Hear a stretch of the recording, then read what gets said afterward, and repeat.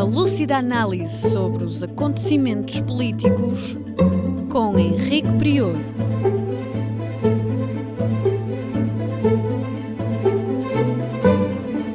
Política impura, na Rádio Transforma.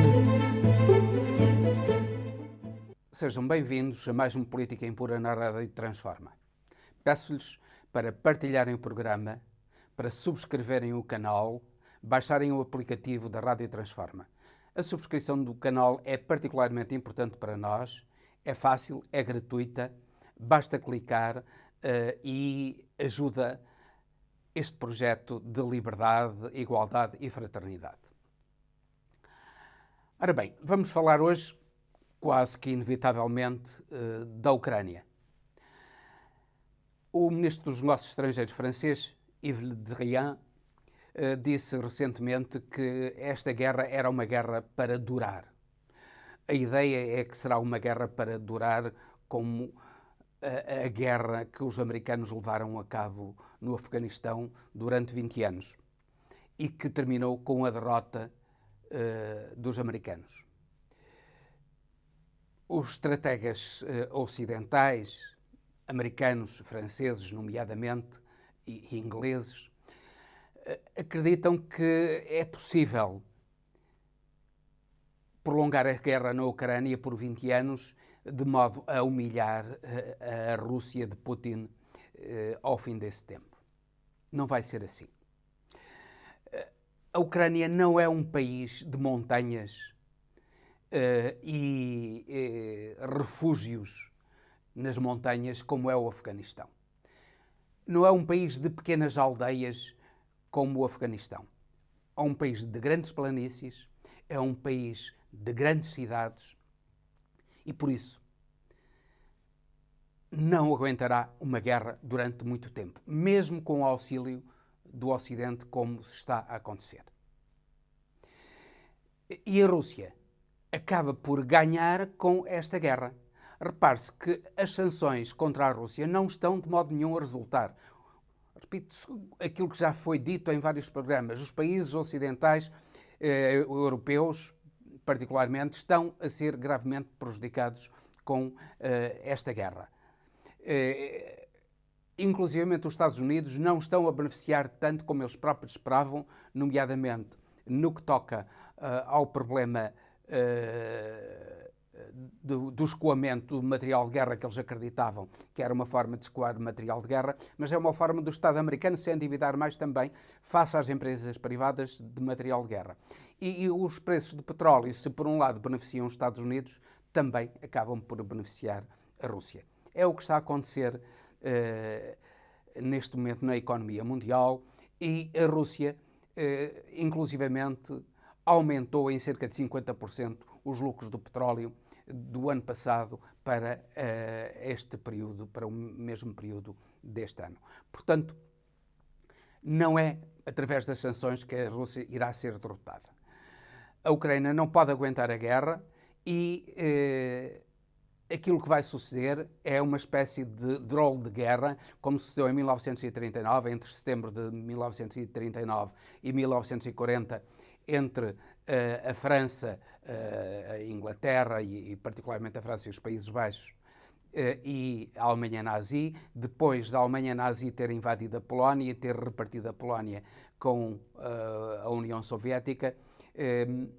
Houve ali um período em que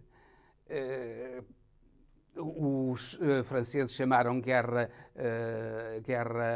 divertida ou guerra para os alemães, guerra sentada. E, no fundo, foi um período em que não houve verdadeiramente guerra entre alemães e franceses. Isso terminou em 10 de maio de 1940 com a invasão dos Países Baixos, da Bélgica e do Luxemburgo e, posteriormente, a invasão da França. Ora, esse drole de guerra irá manter-se. A Ucrânia e o Ocidente não irá reconhecer a anexação do Donbass e da região de Kherson pela Rússia. Mas a Rússia também não irá sair dali. E aquilo que irá fazer é manter-se ali ou, eventualmente, ameaçar até com o cortar da relação ucraniana com o mar, conquistando Odessa e fazendo uma ligação à Transnistria, junto à Moldávia. Se isso suceder, não haverá possibilidade de conter a Rússia de uma maneira definitiva, a não ser que se avance para uma guerra nuclear. Mas não é isso que certamente nenhuma das partes quer e, portanto, aquilo a que nós iremos assistir é uma espécie de drôle de guerra, de guerra mole, digamos assim. A tradução portuguesa seria, a melhor tradução portuguesa seria guerra mole, entre a Ucrânia e a Rússia, que irá manter-se provavelmente por muitos anos, mas sem ser uma guerra do género do Afeganistão e sem haver verdadeira derrota de uma parte ou de outra, uma derrota final e definitiva. Daqui passamos para outro problema que está a afetar o mundo, que é o crescimento da Covid-19, nova vaga de variantes de Covid-19, com o aumento dos infectados a nível mundial. E, com esta notícia trágica, os Estados Unidos atingiram 1 milhão de mortos em consequência da Covid. É um número trágico, como foi assinalado por Biden, e que se deveu muito à incúria de Trump, mas também à mentalidade americana, que acaba por recusar, em grande parte, a vacinação.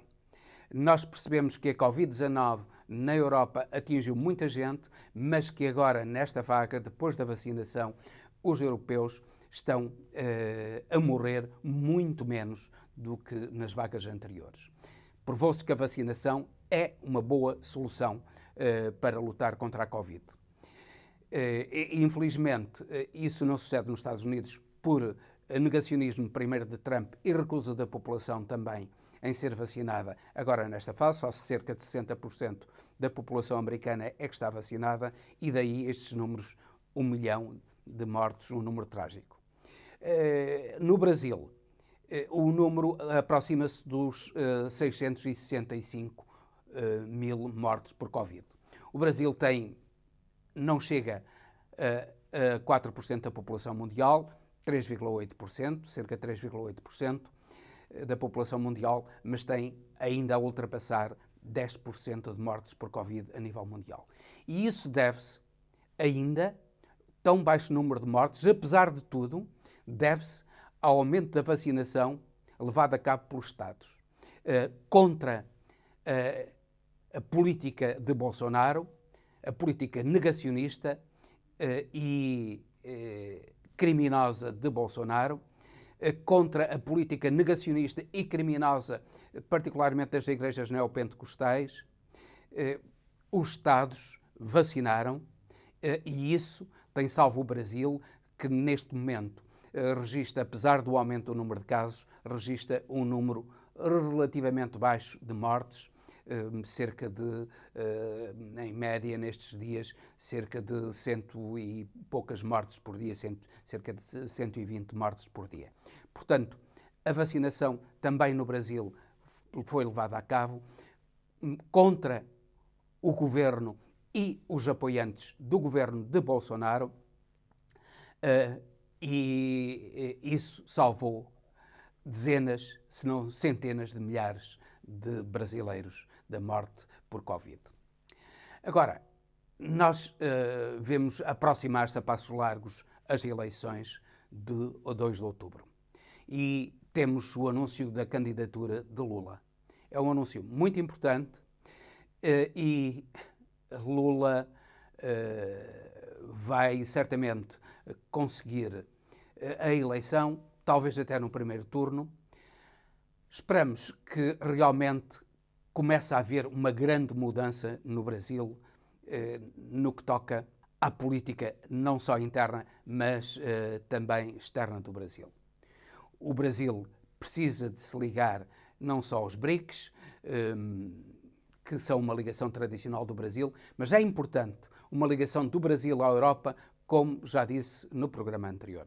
É muito importante que o Brasil perceba que a Europa, que apesar de tudo é o lugar do mundo onde existe menos injustiça e que pode caminhar, inclusivamente, para uma Europa com muito maior justiça social.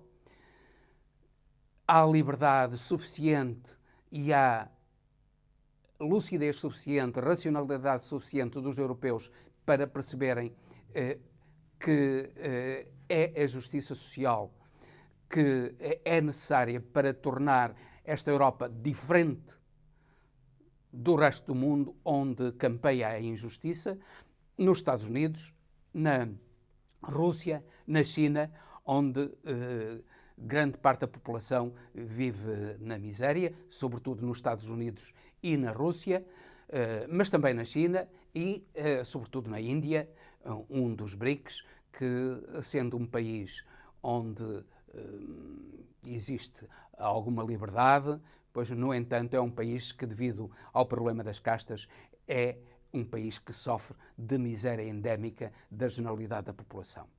É com uma ligação à Europa e, portanto, com uma ligação ao progresso e à justiça social, sem descurar outras ligações, obviamente, mas com uma ligação prioritária para a Europa, que, aliás, tem já 500 milhões de consumidores. Portanto, muito mais, é que praticamente o dobro daquilo que os Estados Unidos, em termos de consumidores, pode oferecer ao Brasil. Portanto, a Europa tem todo o interesse em ter uma relação privilegiada com o Brasil e o Brasil tem todo o interesse em ter uma relação privilegiada com a Europa, para ambos se libertarem de uma dependência política, económica e até, em verdade se diga, militar dos próprios Estados Unidos da América, como se está a ver nesta guerra da Ucrânia.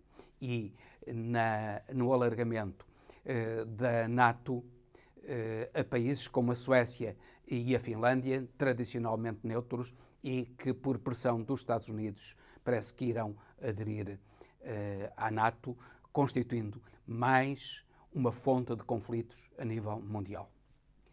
Esperamos muito desta futura união entre o Brasil e a Europa, para que o mundo seja um mundo multipolar, não um mundo unipolar ou bipolar entre os Estados Unidos e a China, mas um mundo multipolar com mais alternativas de pensamento, de projetos políticos, mais alternativas de liberdade.